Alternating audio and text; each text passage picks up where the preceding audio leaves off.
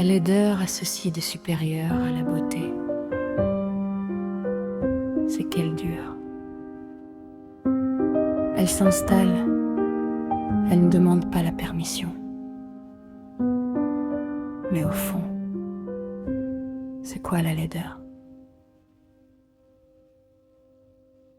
On m'a appris le beau dans des miroirs trop nets, des lignes droites, des tailles sages, des silences parfaits.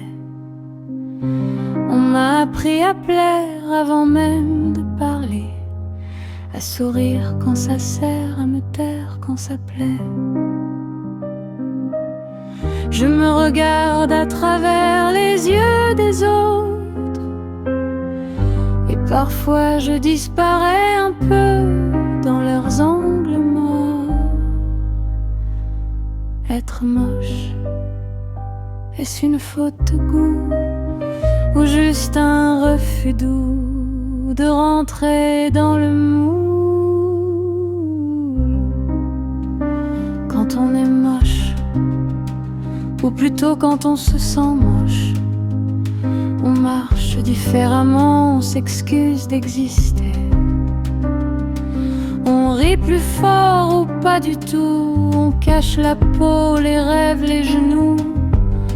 Le lait ne vit pas seul, il naît dans un regard,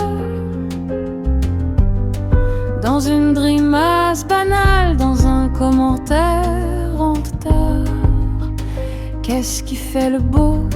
Un cadre, une époque, une lumière qui tombe bien, ou une peur qu'on maquille? Si personne ne regarde, est-ce que le lait existe encore?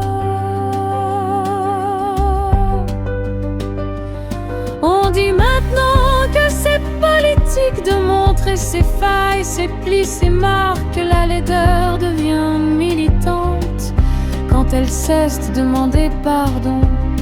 Être moche comme un acte tendre, un refus calme, un geste lent, dire je suis là entière, même sans être décorative. Peut-être que la beauté fatigue à force de courir après elle, et que la laideur repose parce qu'elle ne promet rien.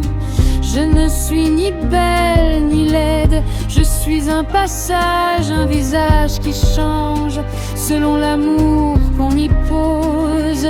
Si tu me regardes sans mesure, je deviendrai peut-être claire, sinon je durerai quand même. La laideur a ceci de supérieur à la beauté, c'est qu'elle dure. Et parfois, elle libère. Le piano continue, lentement, jusqu'au silence.